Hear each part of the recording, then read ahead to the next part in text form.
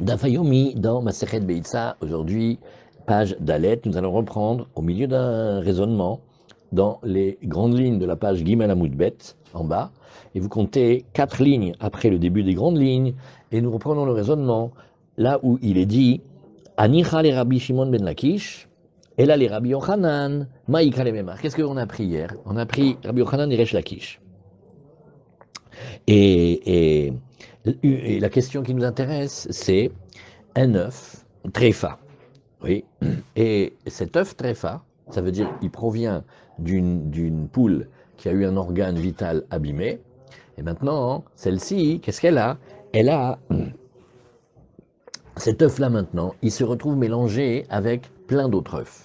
Normalement, dans la Torah, on a un din de bitoul. Un din de bitoul, ça veut dire que on va dire qu'il y a plus de permis que d'interdits, et l'interdit, on va le regarder comme permis. Alors, dit la Gemara maintenant, à l'intérieur de notre développement, Anicha le Rabbi Shimon ben Lakish, qui lui dit, à l'intérieur de notre étude de Rabbi Meir, on révise, Armand, une petite notion importante. Dans la Torah, le bitoul, c'est très facile, ça se dit bitoul berov. Il y a 3 éléments, il y en a 2 permis et 1 interdit. On va dire que on va d'après le rov, on va d'après la majorité. C'est vrai dans toute la Torah. Les chachamim, ils vont émettre une restriction et ils vont dire, il y a certaines choses qui, bien que d'après la Torah, nous soyons dans un bitoul, merci beaucoup, dans la Torah, on puisse dire que on va dire qu'il y a plus de permis que d'interdits, et dit, Azak, et dit, mais malgré tout, dans certains cas, on ne va pas accepter. Alors je vous donne des cas faciles pour comprendre. Par exemple, on va imaginer qu'on a des pommes de terre normales, pommes de terre d'un juif, qui se soient mélangées avec du poivre, mais le poivre, il appartient au Kohen, c'est du poivre de Trouma. Baruch Hashem, il y a beaucoup plus de pommes de terre et de bouillon, de tout ce que tu veux que de poivre. Oui, mais qu'est-ce qu'on peut faire qu'on sent le goût du poivre? Alors en proportion, il y a beaucoup plus, mais tu sens le goût. De la même manière, il va y avoir un produit, oui, qui donne de la couleur. C'est comment je peux faire pour faire semblant de ne pas voir. Donc les Chachamim vont dire, dans ce cas-là, nous n'allons pas accepter la notion de Bitul Berov. Maintenant, on a d'autres notions encore. Khatira Royal Trabed, par exemple. C'est la taille du morceau de viande, elle est suffisamment large pour honorer un bel invité. C'est difficile de la déconsidérer. Et ainsi de suite, toutes sortes de notions. On en a une qui est un petit peu plus délicate, qui s'appelle Et Shedar Kol Imanot ou Kol Shedar Kol Imanot. C'est quand on parle d'objets ou de fruits, de légumes, d'aliments qui sont vendus uniquement à la pièce. Armand, tu te rappelles Fauchon? Fauchon. Si jamais tu voulais, dans les années 60 ou 70, acheter une mangue, tu crois qu'il va te vendre 13 à la douzaine? C'est à la pièce, et c'est comme de l'or. Donc ça ne se vend jamais en quantité, ça se vend uniquement à la pièce. Une chose comme ça, si elle s'est mélangée avec une interdite parmi plein de permises, tu vas pas pouvoir dire que tu vas d'après la majorité, que tu fais comme si elle n'était pas là. Parce qu'elle acquiert une importance par sa rareté, sa cherté, le fait que jamais elle n'est vendue autrement qu'à la pièce. Maintenant, il y a une deuxième catégorie, à vous de m'aider pour voir qu'est-ce que ça va être par exemple. Il y a des catégories qui sont généralement vendues à la pièce. Mais ça arrive aussi qu'on puisse les vendre par lot. Donc elles ont quand même diminué, sont moins exceptionnelles que la première catégorie, mais quand même, ce n'est pas des choses que tu vends. Par exemple, les œufs, ouais, il y a une expression que ma mère disait tout le temps, ça tu peux en avoir 13 à la douzaine. Qu'est-ce que ça veut dire 13 à la douzaine? Ça, c'est vendu par paquet, c'est vendu par pack. Oui. Donc ça, c'est beaucoup plus facile à faire un bitoul dessus. Alors la Gemara, elle a donc demandé maintenant, elle dit, regarde, moi je comprends bien que ça va d'après Resh Lakish. Parce que Resh Lakish dans Rabbi Meir, qu'est-ce qu'il a dit? Il a dit que du moment que nombreux sont les gens qui le vendent, oui, au décompte, eh bien, tu peux expliquer que, merci beaucoup, que notre Braïta, c'est Rabbi Meir. Parce que lui, la Beitza, je n'arrive pas, je n'arrive pas à la déconsidérer. Pourquoi? Parce que finalement, eh bien, les gens les vendent au nombre. Nahon, c'est vrai, tu as 13 à la douzaine, mais 13 à la douzaine, c'est une promotion. Parce qu'en fait, elles sont vendues chacune et tu les achètes par 12. Ah, des fois, on te fait un cadeau, mais c'est commercial. Mais c'est suffisamment important pour pas que je puisse dire que ça soit annulable facilement et qu'on puisse dire dessus la théorie du rove. Et donc, voilà pourquoi l'œuf, qui vient de l'œuf qui n'est pas cachère, il vient de la poule qui n'était pas cachère, elle était tréfa. Elle a eu un défaut dans ses poumons, dans son cœur. Et je ne peux pas dire, même si elle est maintenant mélangée avec 300 autres œufs, je ne peux pas les manger. Dans le doute, celle-là, je me dis qu'elle est au milieu. Voilà. Par contre, et donc j'aurais bien expliqué, par contre, d'après Rabbi Yochanan, qui dit non, non, non, non, non, non, non, il dit uniquement les choses qui sont toujours, toujours, toujours vendues à la pièce, à l'unité ou au nombre, alors là, c'est vrai qu'il n'y a pas de bitoul. Mais ici, l'œuf, étant donné qu'il y a quand même des gens qui le vendent aussi parfois par pack, oui, Maïka le Memar, Azamarav Papa, Haïtana, Tana de Litra Ketsiot. Il dit non, ce Tana n'est pas Rabbi Meir, c'est un autre Tana. On l'appelle le Tana de Litra Ketsiot, qu'on va expliquer dans la Mishnah dans un instant. C'est que avant on faisait beaucoup de pâtes de figues. On prenait les figues et les figues bien mûres et on les écrasait et ça faisait comme une pâte. Maintenant il y a un outil aussi qui sert à écraser ces figues-là. On va le discuter tout de suite. Damar, kol davar, et minyan, toute chose qui est vendue d'après le nombre. Afil ou bederabanan lobatil. Mais même si l'interdit qui nous interdit, qui nous touche, il n'est pas un interdit de la Torah, mais que des rabanan, eh bien, jamais on ne peut le déconsidérer. Vekol sheken bedeoraita. Et si déjà dans le derabanan on est sévère, alors à plus forte raison dans les dinim deoraita. Alors, Detnan, alors voici ce qu'on dit, c'est il faut apprendre Trumot, c'est dans les Trumot ou Maasrot, Litra Ketsiot. Alors, qu'est-ce que c'est facile? Litra, c'est facile, c'est la mesure d'un demi-log. Nagide, on va dire pour nous, pour s'amuser dans le Dafayo, mais on va dire très grosso modo, allez, 250 grammes. Ouais, comme on dit, une demi-livre. D'accord. Une livre, c'est 500 grammes? Ouais, alors une demi-livre. Ouais. Et elles sont, maintenant c'est des figues, mais qu'est-ce qu'on a comme souci avec ces figues? Oui, eh bien, hein, elles sont de la trauma, elles appartiennent au Kohen. Alors comme elles appartiennent au Kohen, chez Darsa Alpi et Goul, maintenant qu'est-ce qu'il a fait? Faites Netfila, t'es mangé, hein, et il a fait ici, il les a coupés avec un ustensile qui s'appelle Miksoa, c'est il coupe, oui, et chez Darsa Alpi et Goul. Alors maintenant qu'est-ce qu'il fait? On avait comme je ne sais pas comment c'est, mais comme on est peut-être un grand ami, et dessus on mettait les figues, et on allait les écraser. Et comme ça, elles se collent. Ça fait comme de la pâte de figue. Et Béhémet, qu'est-ce qu'il a fait? Nahon, qui avait une demi-livre de figues, qui étaient des figues de la Trouma, mais il les a pas complètement mélangées. Mais qu'est-ce qu'il a fait? Il avait un étage de figues normales, et par-dessus, il a mis les figues de la Trouma. Et à ce moment-là, on pouvait les distinguer. Ça veut dire qu'elles n'avaient pas la même tête que les autres. Et maintenant, ça s'est mélangé, oui, ça s'est mélangé, cet endroit-là, il s'est mélangé avec plein d'autres endroits de Choulin. Seulement maintenant, il n'arrive pas à savoir à quel endroit. J'imagine comme ça qu'il a fait, par exemple, peut-être sur son toit ou par terre, il a mis plein de, comme disons des plateaux. Et dans tous les plateaux, c'est des figues. Super, on va faire de la pâte de figues. C'est délicieux. Ça s'appelle les figues sèches, et elles sont toutes de rouline, donc on peut toutes les manger. Il y a un endroit dans un des plateaux où il y avait par-dessus un premier étage de figues normales et deuxième étage, un étage de figues de la Trouma. Ah, et qu'est-ce qu'il a fait? Hein. Et premier cas. Deuxième cas, ou alors il avait une barrique. Alpi achavid veno yodea be'ezer chavid darsa. Et il a utilisé le couvercle de la barrique pour faire la pâte de figue. Et maintenant, il fait hey, allô, dis-moi, où il est celui du Cohen de la Trouma? Oh, je ne me rappelle pas dans quelle barrique j'étais. Ben, réfléchis, c'est important là. Si c'est de la Trouma, on va donner au Cohen. Sinon, maintenant, nous, on ne peut pas. Un Israël qui n'est pas Cohen, qui va manger de la Trouma, il est Chayav Bidei Shamaim. C'est grave. Alors, ou alors pareil aussi, il a pris Kaveret. Kaveret en général, c'est comme d'habitude on le dit, une ruche, mais c'est aussi comme un plateau. Je ne sais pas très bien traduire. Veno yodea beze Kaveret darsa. Qu'est-ce qu'on a ici? Alors on a Rabbi Meir, il a dit au nom de Rabbi Elazar.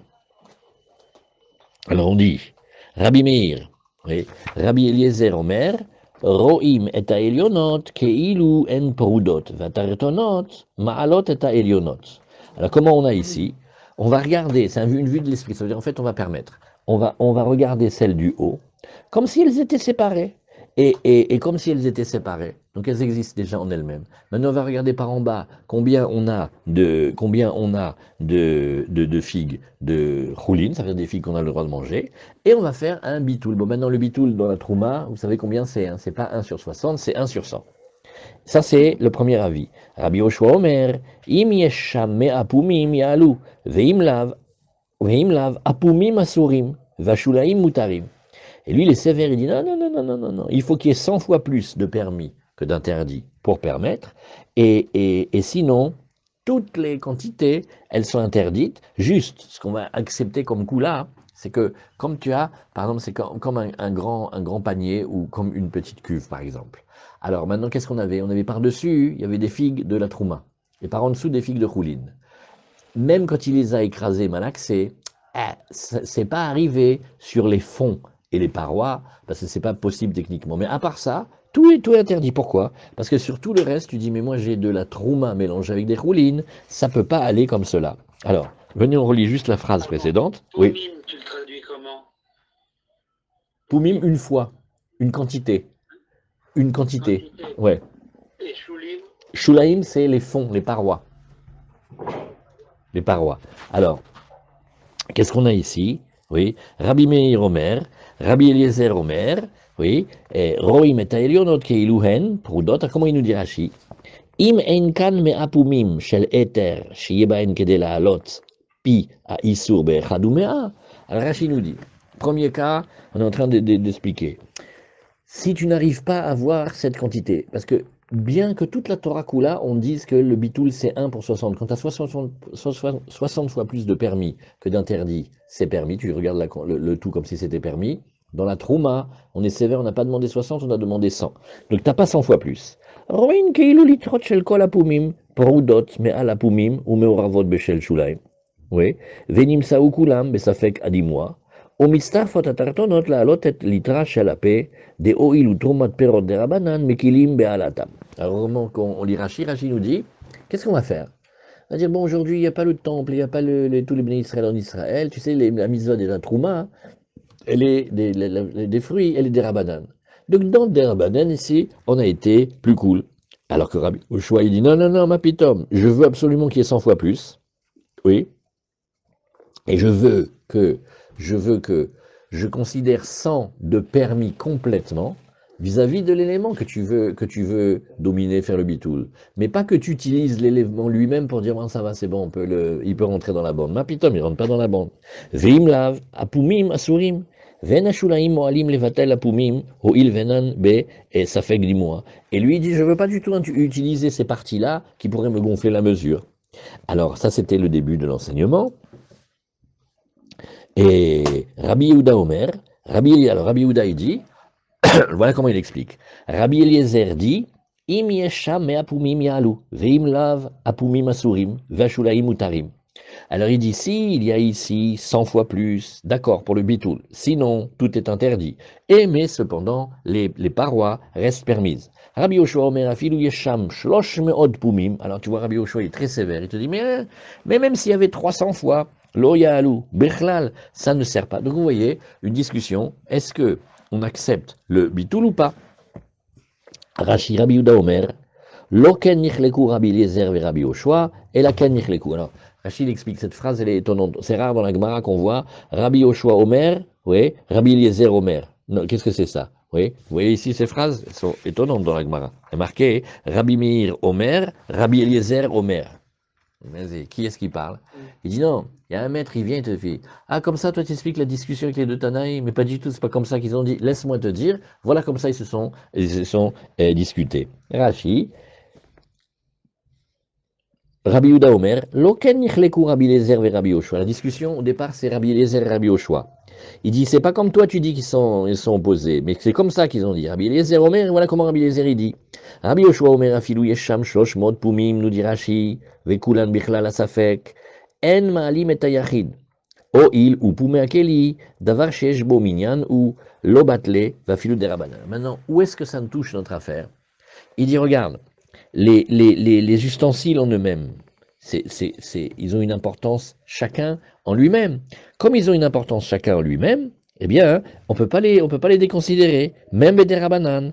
Par contre, dans le cas où c'était, comme tout à l'heure, quand il a écrasé les figues de Trouma sur les figues de Roulin, ça on peut permettre. Voilà, Chazak, ça c'est ce petit passage-là.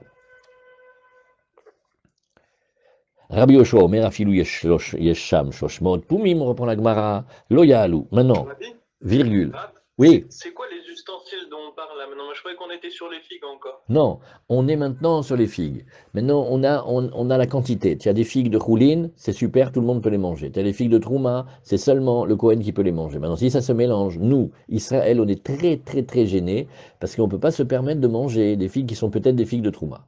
Alors on dit, bah, on va faire il y a le bitoul, bah, il y a beaucoup plus de figues de Choulin que de figues de Trouma. Alors la Gemara te dit, regarde, tu vois qu'ils discutent. Est-ce que je peux utiliser, comment je fais le calcul de la proportion?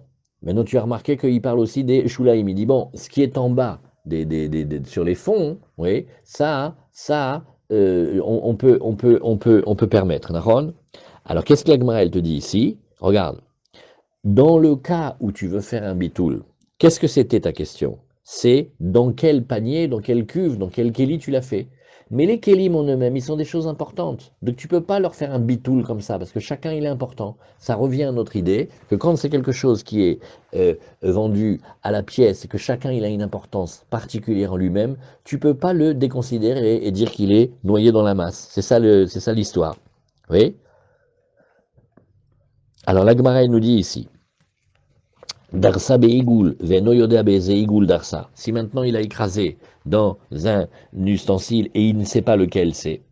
Darsa, alors la Gemara nous dit ici, oui, Darsa Divrakol Yalu, oui, Divrakol, Ainu Plukteyu. Alors la Gemara elle te dit, attends, doucement. Regarde ici, moi je voudrais que tu m'expliques, la Gemara, elle dit comme ça. Quand il a écrasé cette quantité-là, Beigul, dans lequel maintenant il y avait plein de mesures de figues normales. Veno yodea bezeigul darsa. Divrakol yalou, la Gemara, la première ligne qu'on a lue, c'est de dire c'est bon, Bitoul Khanak, il y a beaucoup plus de permis que d'interdits, c'est bon, allez, on y va. Et Divrakol, comment tu oses dire d'après tout le monde Aïnou Plouktaïou, ben, c'est ça la discussion entre Rabbi Yoshua et Rabbi Eliezer. Ils sont pas d'accord et toi tu me dis tout le monde est d'accord.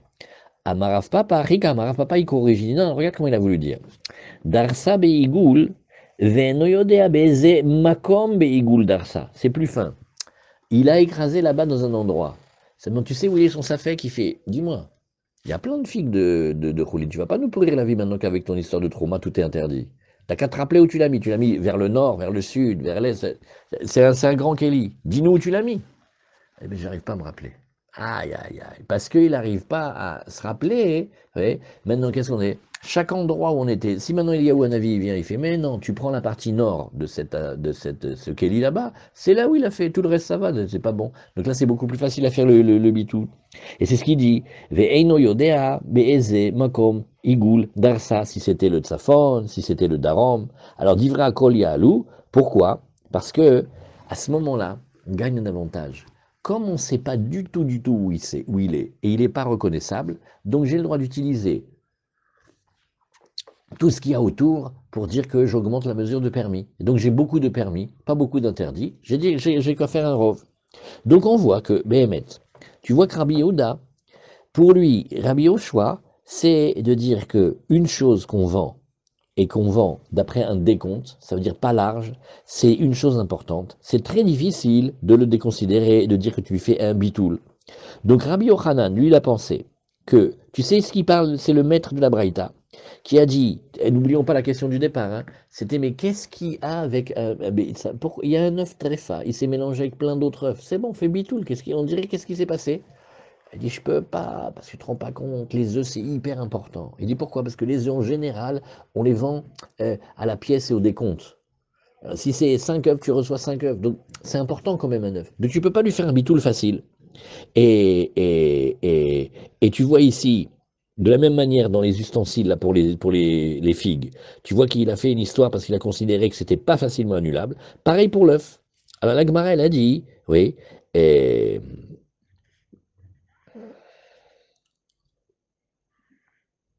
Voilà. Alors maintenant, on va poser une question. C'est une question qu'on remonte un peu plus haut. Arrête, toute la Masechet Beitza, elle commence avec l'œuf qui a été pondu Yom Tov. Ouah, qu'est-ce qu'on a fait avec cet œuf qui a été pondu Yom Tov? Une histoire pas possible. Maintenant, la Gemara, elle pose une question, les Tamil Chachamim m'a fait. Bon, dis-moi, l'œuf, ça fait que c'est né Yom Tov ou pas? C'est quoi ton issour? C'est un issour des Rabanan. D'habitude, dans l'issour des Rabanan, on dit ça fait que la coula, on est beaucoup plus mekel. Makara, Yom, que cet œuf-là, on est si sévère. Alors, on a plusieurs réponses, oui, plusieurs réponses pour expliquer. Par rapport au Yen qu'il y ait du sang dans l'œuf. Non, non, non, ça s'appelle la Beitza Trefa, ça c'est ce qu'on vient de voir maintenant. Beitza Trefa, tu peux avoir les Beitsim Mouzaros, on va le voir après, et tu peux avoir que l'œuf il est bien, mais il vient d'une poule, que quand on lui a fait, quand on a fait la shrita, on se rend compte maintenant qu'elle était complètement Trefa, elle avait le cœur abîmé, etc. Ah, je vous raconte une blague pour se détendre d'abord, parce que ces grandes elles sont difficiles. Il y avait un Rebbe à Yerushalayim, il s'appelait Rabbi Dalé.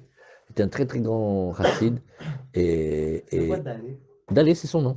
C'est son nom? Non, Dalé. Je sais pas. Et alors, il avait un élève chéri comme ça, qui avait beaucoup, beaucoup souffert pour le Shidour. Pendant le Shidour, il allait, revenait, oui, non, oui, non. Il a rendu chèvre le rabbi. Et après, bon, Hachem, ça s'est arrangé très bien, etc. Et il a oublié de prévenir le rabbi que ça s'était bien arrangé. Alors, quand il a revu après, il est venu s'excuser des mois après, il a fait grâce à toi, Baruch Hashem, j'ai compris les Sheolot et Tchouva du Chacham Tzvi. Il dit ils ont eu une question en Europe, ils ont trouvé une poule, ils n'ont pas trouvé le cœur dedans. Une poule, hein, et il n'y avait pas de cœur. Et ils discutaient est-ce qu'elle est Kshera, pas Kshera. Il dit j'avais jamais compris ces histoires. Comment Birla on peut vivre sans le cœur? Mais maintenant que je te connais, je sais ce que ça veut dire qu'on peut vivre sans le cœur. Vivre sans cœur. Tu m'as fait souffrir avec ton ch'tidour, tu m'as rendu chèvre, et même pas tu viens me dire que ça va manger. Alors voilà, maintenant vous avez trouvé une poule comme ça. Maintenant il y a un œuf. Dis-moi, l'œuf il vient d'une poule tréfa. De la même manière que tu peux pas manger la poule tréfa, tu peux pas manger non plus l'œuf tréfa. Ah maintenant qu'est-ce qu'on était là? Mais tu sais pas, on est dans une usine là, il y a je sais pas combien de centaines d'œufs en plus. Ah, tu crois que tu peux faire facilement le bitoul? Tu crois que tu peux dire que comme il y a plus de permis, alors ça passe? Si un œuf, c'est un truc qui est important en lui-même dans la vie, tu peux pas le faire bitoul. Ouais, non, mais c'est pas non plus tout le monde qui le vend à la pièce. Des fois, tu peux acheter par quantité. Elle dit non, en général, tu vas voir, c'est quand même à l'unité, fois temps. Donc cette discussion-là qu'on a vue avec Ed chez Darko Limanot, ou Kol chez Darko Limanot, et Rabbi Yochanan, et Resh Lakish, et Rabbi Eliezer, et Rabbi Yoshua, comment on doit lire la lecture, ça c'est la Gemara d'aujourd'hui. Alors Ravashi, il dit, je t'explique. Nachon, l'œuf, maintenant on revient à notre œuf de Yom Tov. Nachon, tu as raison, normalement, on devrait être plus cool. On devrait dire, écoute, ça va, c'est seulement ils sont des rabanan. Alors on devrait voir si on peut chercher à permettre. Il dit, Léolam, ça fait que Yom Tov, ça fait Krol. Mais je vais t'expliquer. Notre question, elle était, oui, comme ça, on a un œuf, et on se demande, dis-moi, je suis d'accord que quand il est né le Yom Tov, l'œuf, je ne le prends pas. Maintenant, cet œuf-là, la vérité, peut-être il a été pondu la veille de Yom Tov et c'était Chol, peut-être il a été pondu Yom Tov. Donc j'ai rajouté un safek dessus. Oui. Eh bien, pourquoi on est plus sévère? Eve davar sheyesh lo matirin, ve'kol davar sheyesh lo matirin, afilu be'derabanan lo batil. Alors c'est une notion qu'on doit regarder Rashi. Ça s'appelle davar sheyesh lo matirin. Davar sheyesh lo matirin, c'est un principe. Tout ce que la Torah elle a permis dans les bitouls, c'est parce que kapara, c'est péché. Si on ne permet pas de le manger, on le jette. Donc la Torah, elle va dans le sens de dire, écoute, viens, on essaye de voir ce qu'on peut faire quand même. C'est important. On va voir si on peut permettre. Mais quand c'est une chose, maintenant c'est Yom Tov. Tu attends Motsai Yom Tov et tu peux le manger comme tu veux. Une omelette, la coque, un œuf mollet, tu peux faire ce que tu veux, une chouchouka, tu peux faire ce que tu veux. Alors au lieu d'essayer maintenant de faire un tralouette de l'avoir avec une permission de bitoul, attends tranquillement et ça va être permis. Ça s'appelle davar sheyesh lo matirin. Davar sheyesh lo matirin, c'est pas la même chose que un interdit que si tu le permets pas par le bitoul, il sera jamais permis. Donc davar sheyesh lo matirin, même bederabanan, on est très sévère. Oui, c'est ce que nous dit ici Rashi. Ravashi Amar Leolam, Adekatane ve Sfeka Asur. Ça fait que Yom Tov, ça fait que Yom Chol. Quand on a un doute sur cet œuf-là, sache que ce doute-là, il va être interdit. De quel doute parle-t-on? Peut-être c'est Yom Tov, peut-être c'était Chol qui était pondu, ou des cachets alecha le Rav Yosef le Rav Yitzhak, ça fait que des rabanan ou les kula, achaz linan le chumra ou ilve yesh lo matirim le macha. Ah, tu m'as dit une question, tu m'as posé une grande question, tu m'as dit, mais d'habitude on est beaucoup plus dans Safek des rabanan, on va la kula. Un Issur des rabanan, il reste interdit, mais Safek des rabanan, il va la kula. Alors, pourquoi est-ce que on est si sévère? Il dit parce que c'est pas un cas normal. C'est pas que si je te permets pas l'interdit maintenant, alors tu pourras jamais le prendre. Attends, demain tu peux le manger en permission complète. Quand tu peux le manger Be'eter Gamour, c'est pas comme quand ça sera jamais permis. C'est une svara dans la Chumra d'avoir chez Shomatirin. Alors, la Gemara elle nous dit ici, maintenant, maintenant qu'on a fait déjà 3 pages non-stop là-dessus, la Gemara elle amène un nouvel avis, canon. Tanya Cherim Omrim, Mishum Rabbi Eliezer, des maîtres, d'autres disent au nom de Rabbi Eliezer, Beitza Teachel I, oui, Veima. Alors on a dit, l'œuf qui est né le Yom Tov, elle et sa mère, tu peux manger. La Gemara elle fait, attends, viens, on recommence. Bema Eskinan, de quoi parle-t-on? Si tu parles que c'est une poule que d'habitude on l'a pris cette poule là pour la manger et on peut nous dire que elle est mangeable comme Bet Shammai, Azpshita, Deivi Machar, bah évidemment, hein, l'œuf et la poule ils sont permis, donc c'est tout à fait normal. Et là Betarnagolet Omedet le Gadel Beitzim. Ah, donc maintenant on a une autre chose. Peut-être c'est une poule qui est réservée pour les œufs. Ah, mais une poule qui est réservée pour les œufs, elle est mouxée, pourquoi? Parce que jamais t'aurais pensé à l'entrée de Yom Tov la manger. Tu veux me dire, fou, c'est avec ça que je fais l'omelette aux enfants tous les matins. Cette poule-là, il n'y a personne qui lui fait la shrita. Surtout si elle est meilleure pas pour Yom Tov. Non, elle est meyouchad pour faire des œufs. Donc quand c'est l'entrée de Yom Tov, t'as pas pensé la manger, t'as pas pensé lui faire la shrita, donc elle est mouxée. Donc ici, On dirait qu'il pleut. non. Ici, c'est mouxé. Alors là, je dirais, ben c'est facile. L'œuf lui-même et la poule, tous les deux, ils sont mouxés. Pourquoi ils sont mouxés? Parce que c'est pas un truc fait pour manger. Azama Rabbi Zera, ta'achel agavima.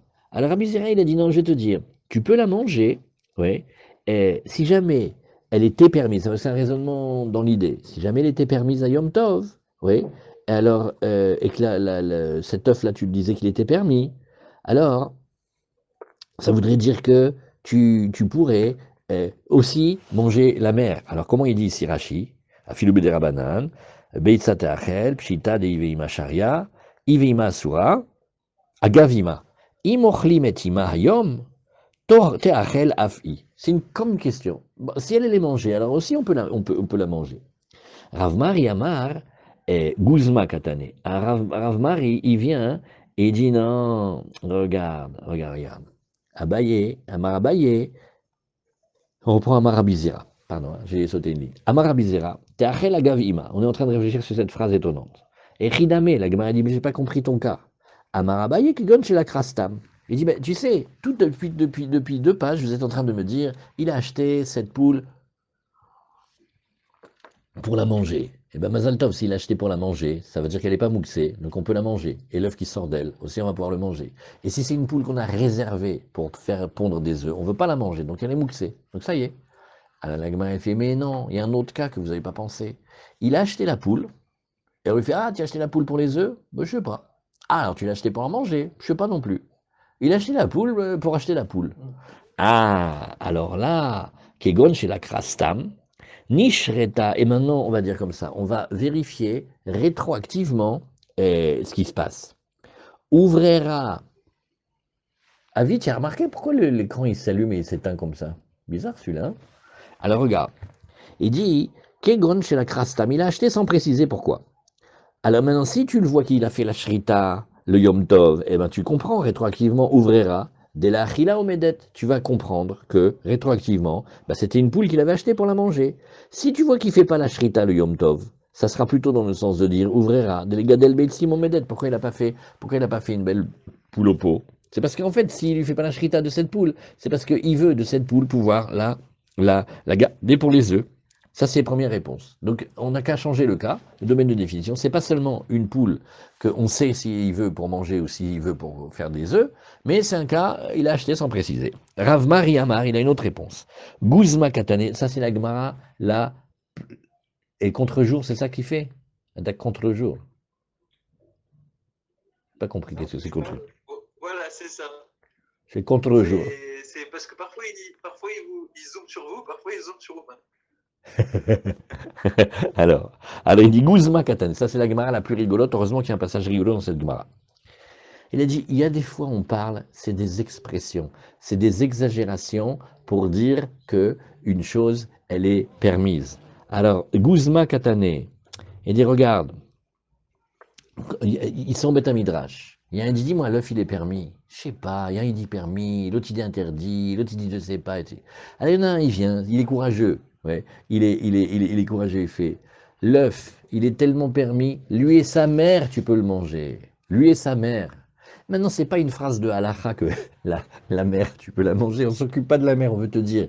Et il est tellement permis cet œuf que si tu veux, tu pouvais le manger. Comme ils disent les Israéliens, Tagili zemoutar, zemoutar vachetzi. Vous comprenez cette expression? Moutar vachetzi. C'est moutar et encore une moitié en plus. C'est une expression intraduisible en français, c'est pour te dire, oui, bien sûr que oui, c'est une expression. Détania, d'ailleurs, je vais te montrer que Acherim Omrim, Mishum Rabbi Eliezer, Beitzat Achel Iveima. La poule, elle va être mangée, elle et sa mère. Mais il y a quelqu'un qui a parlé pas la poule.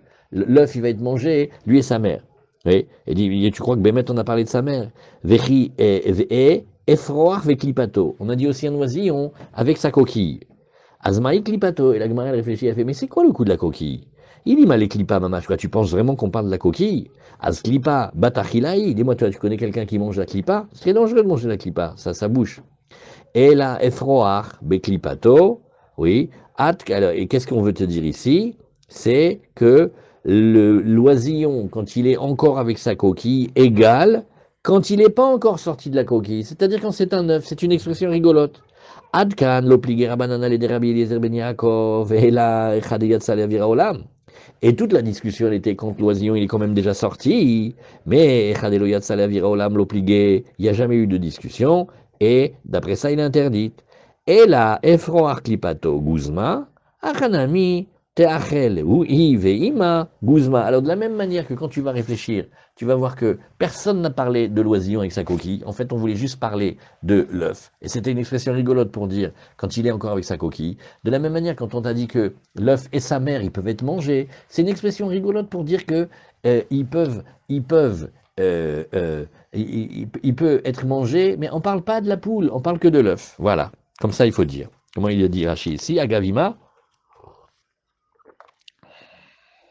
Guzma. Afalpi de loefsher, gazim vamar milta de tufaina. Guzma davar shanui chez enomit kabel.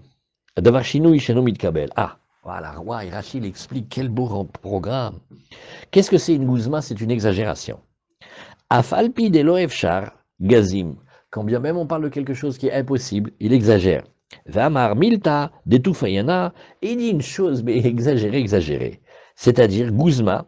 Davar shinui, sheno mitkabel, une chose qui est une exagération que l'esprit ne peut pas entendre, c'est une manière intelligente de faire passer une notion pour enlever les restrictions et les peurs de la personne qui écoute. Vous savez à quoi ça fait penser, Armand? Dans Asmarta, il y a bon, Hachem, vendez des voitures. Entre nous, Armand, elle est très bien cette voiture. Pour ce prix, pour le kilométrage, bon, Hachem, elle est une très bonne affaire. Alors, le client, il dit, vous savez, j'ai pas dormi la nuit, je suis quand même un peu gêné, hein, parce que qu'est-ce qui se passe s'il se passe quelque chose? Alors, vous lui dites, alors regarde, tu vois, tu as des enfants, des petits-enfants. Quand nos petits-enfants, on ira à son mariage, oui, si celle-là, elle marche pas, je t'apporterai une Rolls-Royce blanche, tu veux? Mais vous allez lui apporter la Rolls-Royce blanche. C'est une asmarta, c'est pour le rassurer. Celui-là, c'est un grand angoissé. Cette phrase-là, même dans Rochet Mishpat, elle n'a pas de valeur, ça s'appelle Asmarta Lokania. C'est une exagération pour le mettre tranquille. Si vous vendez des machines à laver, vous dites, je viens de te la réparer à 2h du matin, tu veux? Voilà.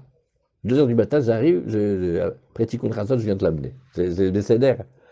C'est sûr que tu ne le fais pas. C'est pour le rassurer. Alors des fois, une guzma, c'est une manière exagérée de dire, n'aie pas peur, Même là, avec la coquille, tu peux le manger. Même la poule, tu peux le manger. Mais en fait, de qui on parlait? Que de l'œuf. Voilà, Razak. Et comme ça, on a dit comme ça. Voilà, Guzma. Alors, on continue. Itmar. Maintenant, on reprend. C'est des pages costauds, ça. Hein. Shabbat et Yom Tov. C'est-à-dire, nous avons un Shabbat collé à un Yom Tov. Vous pouvez mettre le Yom Tov vendredi, vous pouvez le mettre dimanche. Rav Amar Nolda Bazé Asura Bazé. Maintenant, on complique, on dit qu'est-ce qui se passe quand elle est née, le Yom Tov? Est-ce qu'on peut la manger, l'œuf, le Shabbat? Ou sinon, le Shabbat, est-ce qu'on peut manger le Yom Tov? Rav Amar Nolda Bazé Asura Bazé. Rav, il a dit, bah, c'est facile. Quand il est né le premier, ouais, Asura Bazé, il interdit le deuxième jour. Rabbi Yochanan Amar Nolda Bazé, Mouteret Bazé. Rabbi Yochanan, il est cholèque, il dit non. L'œuf, même quand elle est née le premier jour, tu peux la manger le deuxième jour. Nima Kasava Rav, Kedusha Achat. Et la Gemara, elle a une idée maintenant. Elle dit, t'as des coupures. Non, c'est des coupures d'image, parce que, je sais pas, ils m'ont expliqué l'effet contre-jour, alors des fois, l'écran, il devient sombre. Mais sinon, à part ça, ça va.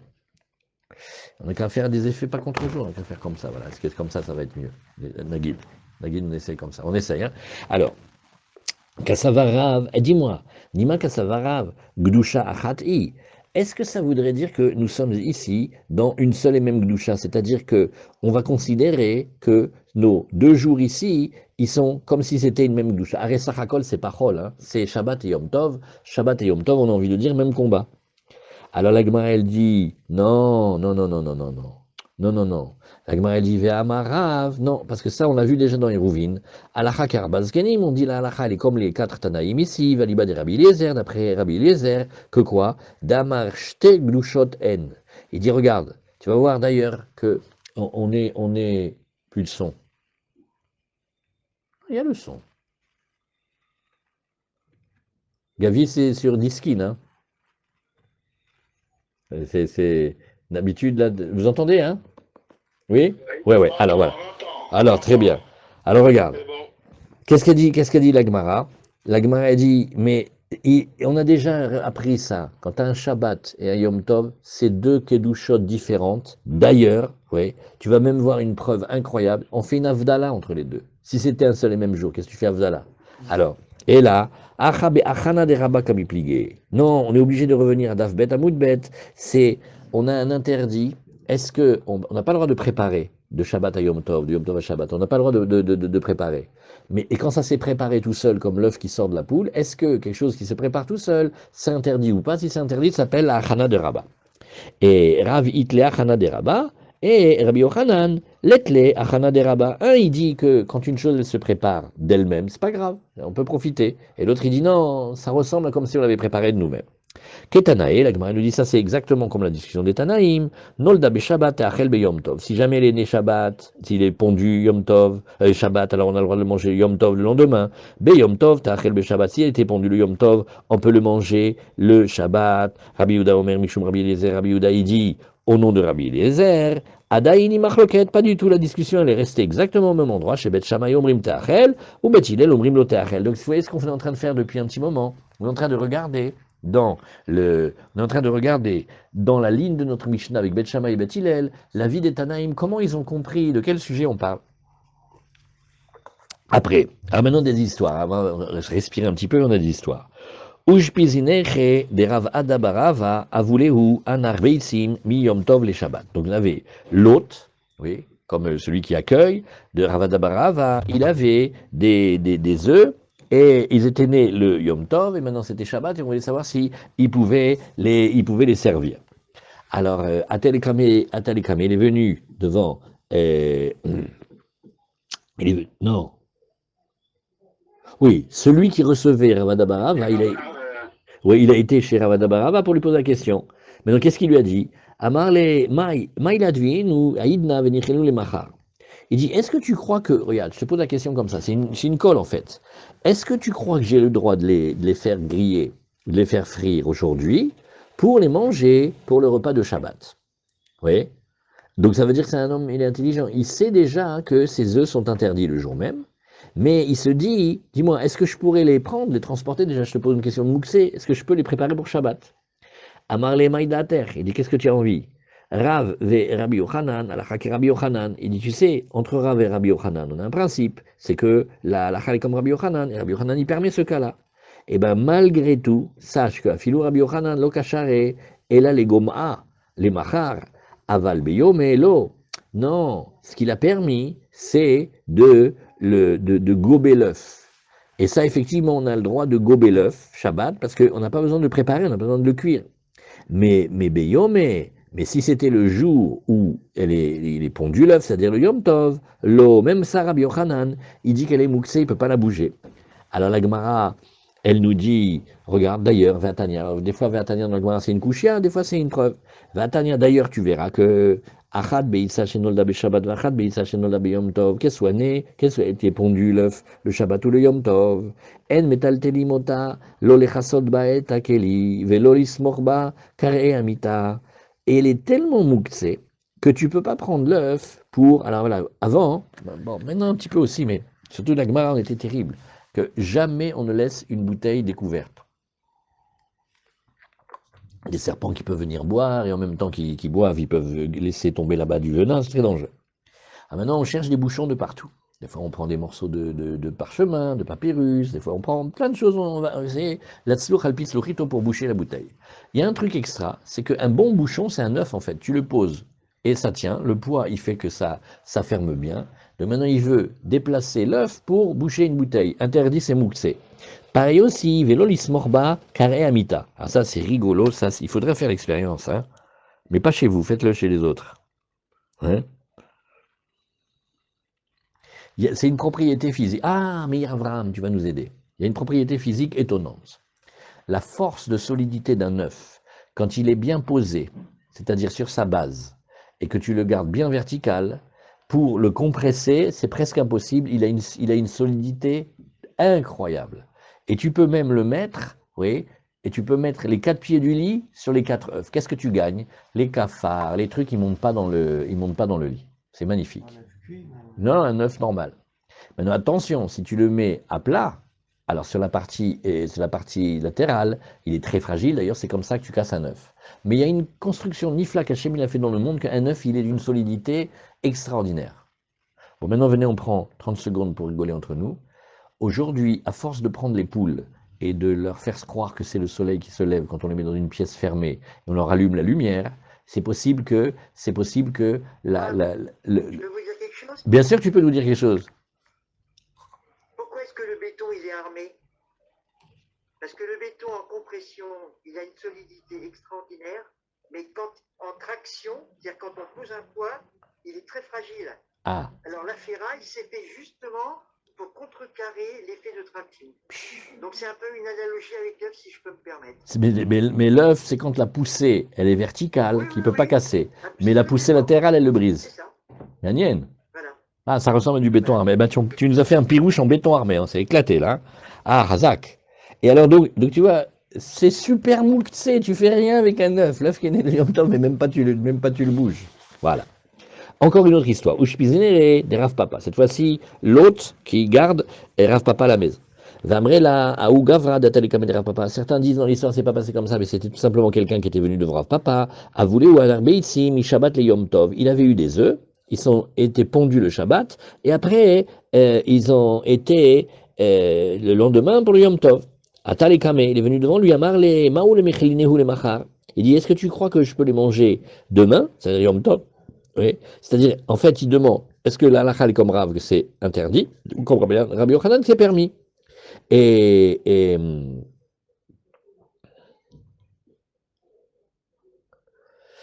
c'était quand? C'était après que Rav Papa, il a fini son repas. Amarle zilaïdna vetale machar. Écoute, je préfère que tu t'en ailles maintenant, et reviens demain, oui, et dis, je vais t'expliquer pourquoi je ne vais pas te répondre. Des Rav Lomuke Amora Ilave Miyom Atava Lechavre. Rav, il faisait très attention de ne pas donner de chiour. Parce que comment il faisait? Il y avait le chiour et il y avait un qui était le traducteur, Tourgeman il s'appelait. Et il répétait la dracha au public. Et il faisait très attention, après le repas de Yom Tov, de jamais donner le chiour et d'attendre le lendemain matin, Mishum Shirchut, parce que les repas ils sont arrosés.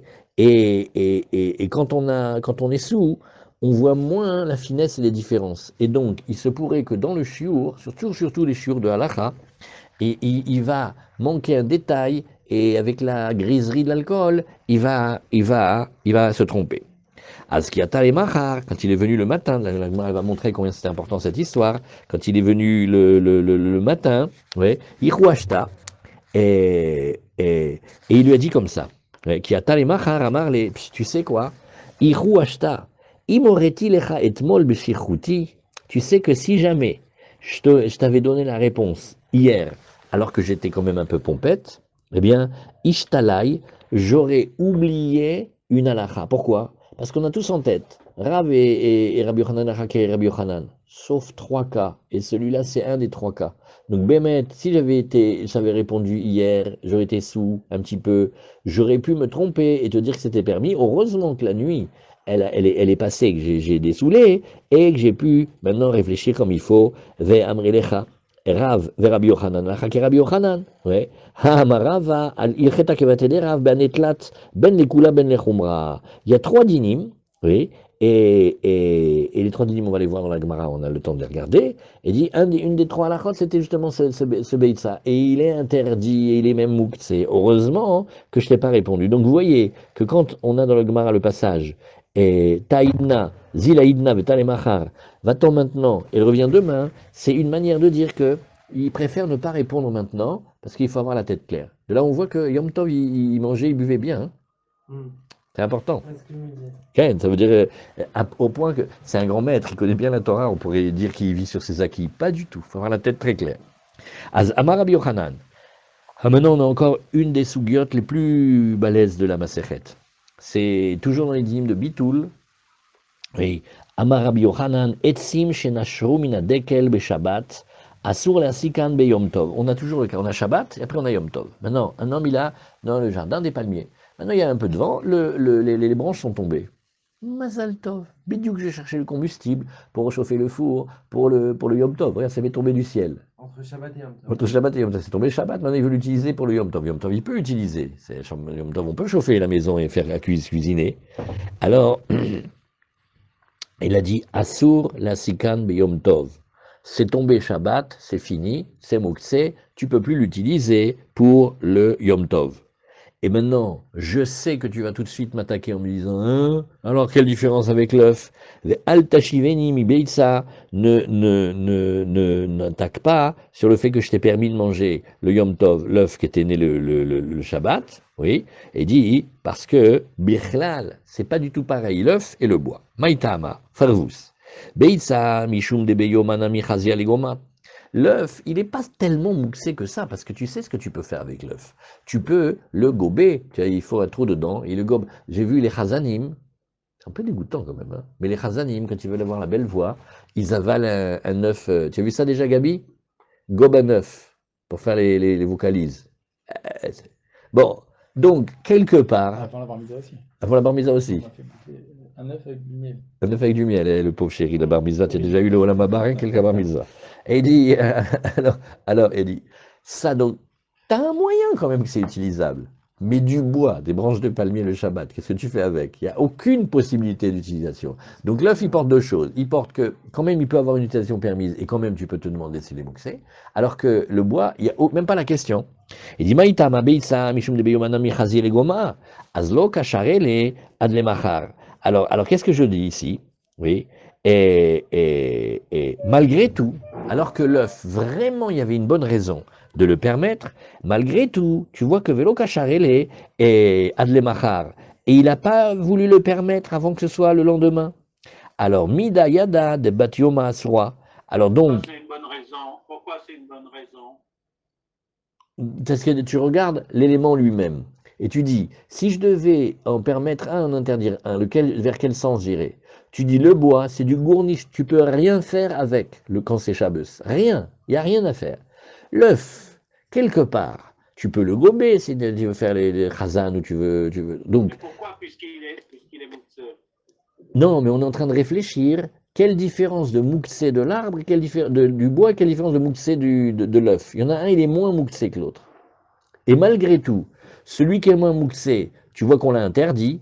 Alors ne viens pas me poser la question avec la branche de palmier, parce que même l'œuf, on aurait pu quand même un peu gratter et dire que nous, on trouve un éther, malgré tout celui-là, tu l'as pas fait. Alors, il dit, de Batioma Asura, alors tout le monde va savoir que aujourd'hui même, oui, le jour où l'œuf il est pondu, et il n'y a pas tellement besoin de faire une khumra. Par contre, Etsim, des lochazé les yomé, maintenant, enlève l'interdit de Moukse. Arrête, non, là il dit mieux encore, c'est une bonne question que tu as posée Gabi. Il dit, oublie Moukse, parle pas de Moukse, tu fais quelque chose toi, avec une branche de palmier qui est tombée, chabeuse, tu fais rien du tout, il n'y a absolument rien à faire avec. Elle connaît, ouais, ah, tu veux faire un éventail ou un balai, mais c'est pas rire tellement. Az ishar où les machar, atelemimar, les beyomeuna misharu. Et là où je dois faire attention, parce que si je permets le lendemain, alors, si je permets, pardon, le lendemain, je vais dire, mais c'est pas possible qu'il m'avait permis le lendemain, si ce n'était que la veille, c'était déjà permis. Donc je me trompais, voilà. Donc la Az- propriété médicinale à une branche de palmier. Non, mais si tu fais une proposition médicale, tu vas rentrer dans l'exéra de Shrikat Samamanim. Toute l'histoire des médicaments, c'est justement de prendre des plantes et de les arranger pour que ce soit un médicament. Ah, Donc c'est sûr que non. ouais. Az etmol mishum shabbat ou de l'ochazé, la saka. Et comment ils vont se tromper les gens? Ils vont dire, mais non, en fait, c'est pas mouk, c'est simplement hier, comme tu pouvais pas faire brûler avec, tu pouvais pas faire de combustible. C'est pour ça qu'ils t'ont empêché, mais sinon, ça serait bon. Alors, pour éviter cette erreur, on ne dit pas. Amarav matna, et sim shenash ruminade, qu'elle est toch hatanur beyom tov. Celle-là, elle est plus rigolote, la Gemara.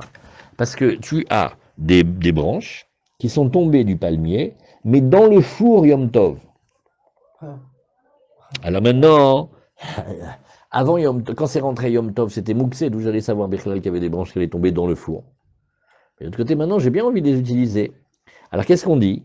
Marbe aleem etsim muchanim ou masikan. Oui, la Gemara, elle te dit, regarde, on va faire une chose, ça c'est une des grandes sougiotes. Allez, Shiva, on passe un temps fou là-dessus. Pourquoi? Parce qu'on te dit ici, il a le droit d'amener plus de bois permis, c'est-à-dire de bois qui n'était pas mouxé, il en amener plein jusqu'à ce qu'il y ait plus de permis que d'interdits, et il allume le four. La Gemara, elle fait, mais attends, j'ai pas compris. Comment il fait? À un moment, il va bien devoir donc toucher les branches qui sont mouxées. On n'a pas le droit de toucher le mouxé comme ça, on ne peut pas le déplacer. Va comme un permis voilà, il est en train de retourner à quelque chose qui est interdit. Il dit non, Kevan de Ruba de Teranin ou oui, qui kame à père, terra kame à père. On va dire une svara extraordinaire, on va dire non. Parce que quand il remue les bois, tu sais ce qu'il remue comme bois? Il remue un bois qu'on va considérer comme permis. Pourquoi? Parce que comme la majorité est permise, on considère que ce qui touche c'est le permis, on ne regarde pas s'il touche l'interdit, on regarde c'est comme s'il touchait le permis. Alors la Gemara, bon, déjà c'était une première réponse, une première question très forte. La Gemara maintenant a gardé la meilleure question pour la fin. Elle fait, dis-moi, depuis quand on est Mevatel Issour Lechatrila. Alors ça, il faut dire d'abord une introduction. C'est que, et je dis comme Rav Nadel, il nous a enseigné une fois, il a dit, regarde,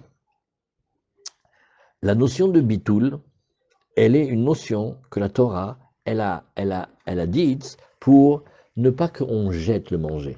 Parce que si jamais on est sévère, alors on va tout jeter. Rappelez, dans la Gemara, il y avait une fois un sujet. Il y avait un, il voulait permettre quelque chose à manger, l'autre, il voulait interdire.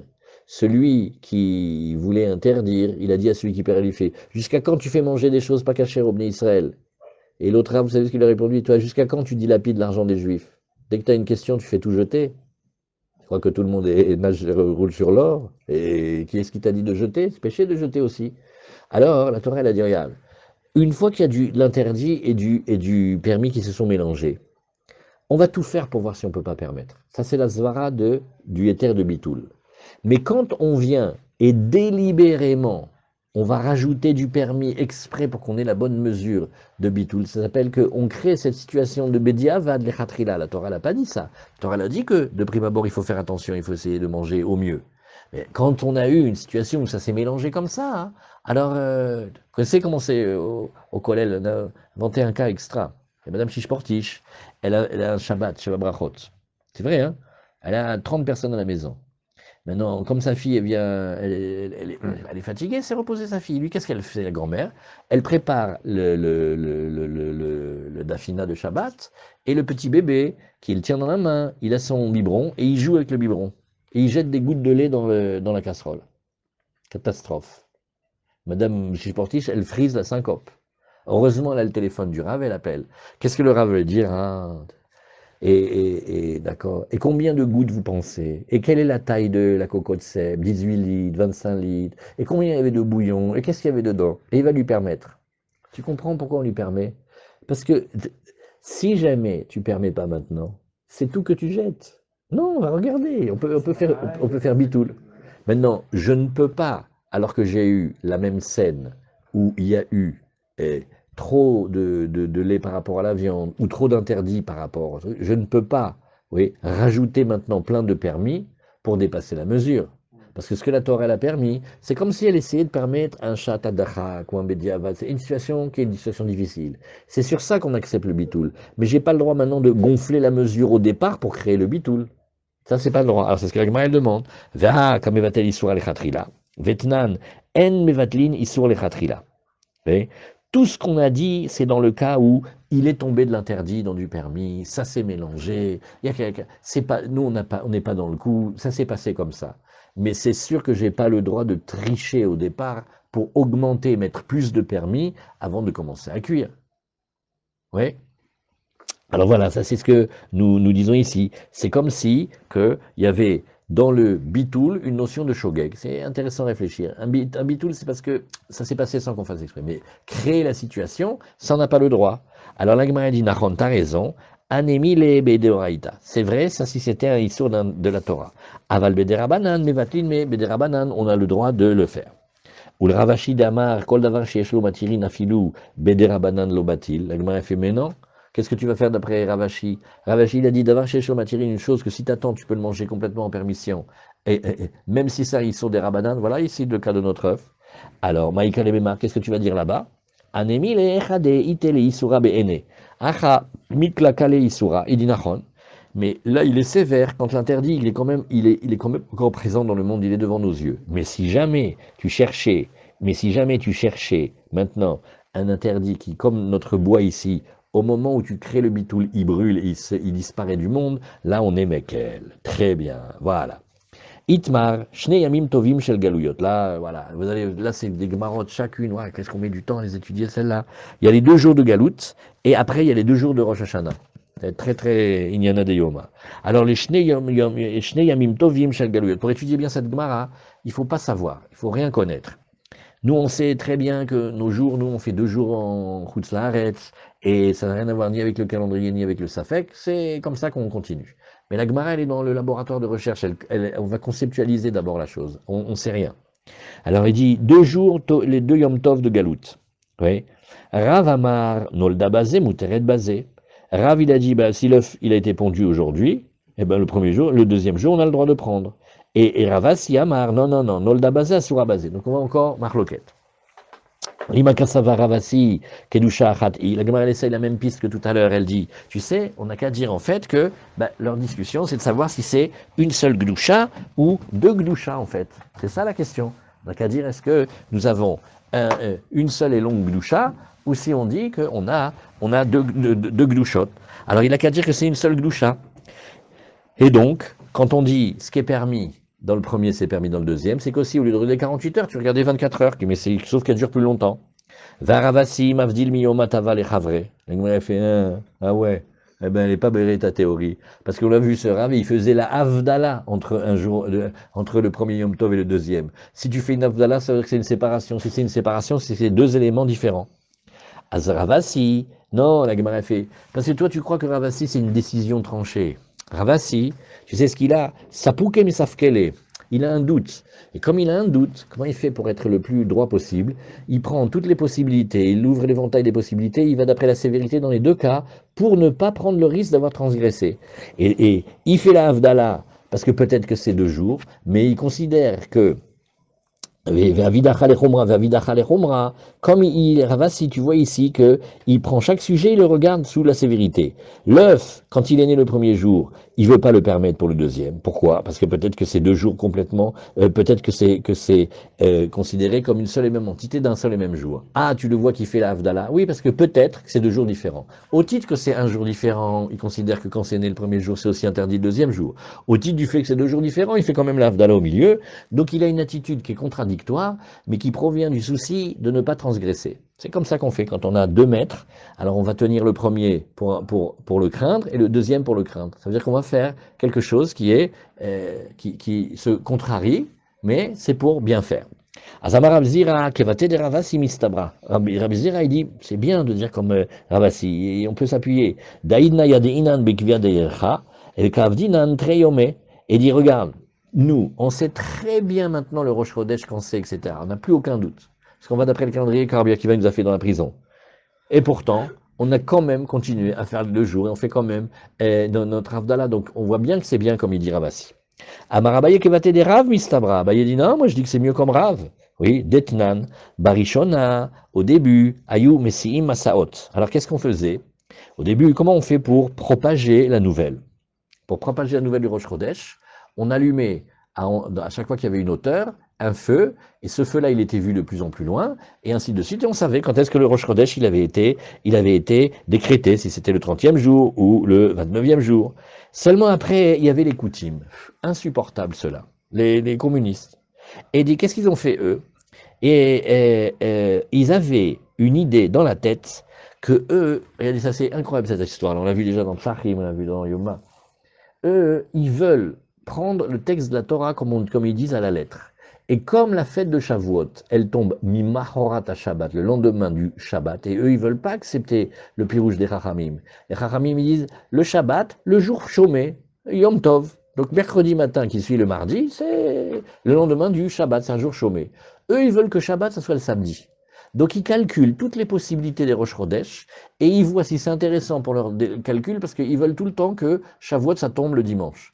Donc si maintenant ça les intéresse, qu'on vienne témoigner qu'aujourd'hui c'est le Rosh Chodesh, ils nous laissent. Mais si leur calcul, ça les dérange, ils vont nous mettre des embûches sur la route, ils vont nous empêcher de venir témoigner. Jusqu'à ce que Rabban Gamliel, il a permis aux Juifs de sortir même avec des bâtons pour se défendre. Bref, c'était pas facile.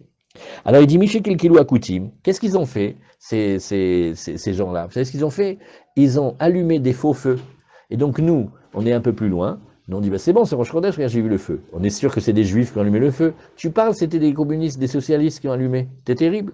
Alors, Mishekil Kelou Akutim, oui, Idkinu, Shiu, Shluchim, Yotzim. Bon, alors on a fait une autre takana. On a fait partir des envoyés. Ils partaient et ils voyageaient.